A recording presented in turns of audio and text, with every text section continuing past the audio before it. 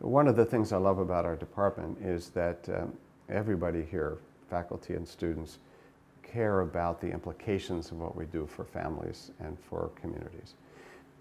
There is nobody who is simply interested in the kind of hothouse, ivory tower approach only.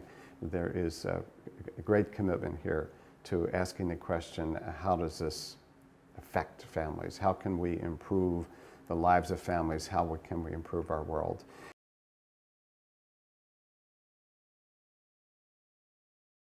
Well, I think I'm driven to discover in two areas. One is around divorce and divorce decision-making and how people come to a decision to either work on their marriage or to divorce.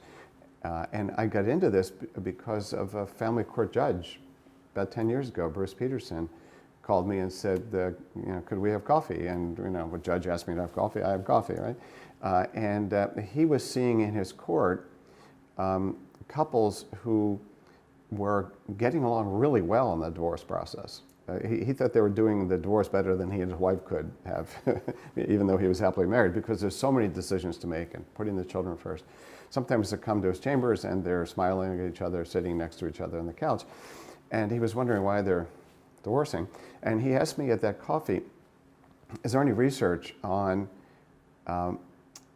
openness to reconciliation, or what I've been calling divorce ambivalence, among people who are already in the divorce process? There was no research, so we began to do it. And what we found was a lot more ambivalence among people who have already filed and in the process. But the divorce industry, if you will, assumes that once you file, it's straight on. And in fact, if somebody starts to say, I'm not so sure about this, usually the lawyers and the judges will just say, keep going, keep going, keep going. And so it really opened up a whole new phase of my career, both research and practice, because I helped to develop an intervention that we also have research on called discernment counseling, which is a brief way to help people who are ambivalent.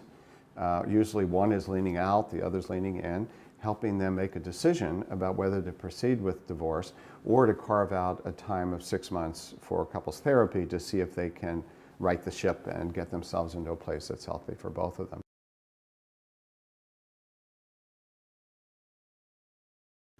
Then the other is my community engagement work, which is around what I call the families and democracy model, and also call it citizen healthcare.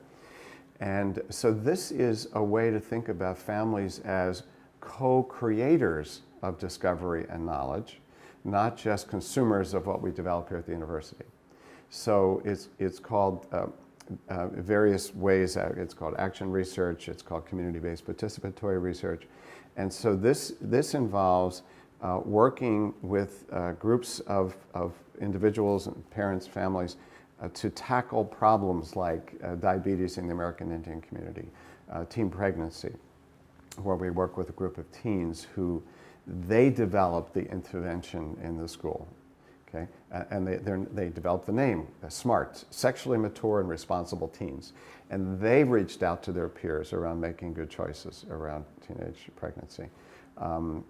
So those are a couple of examples of projects that are, if you will, side by side, developing new knowledge and doing interventions to make a difference.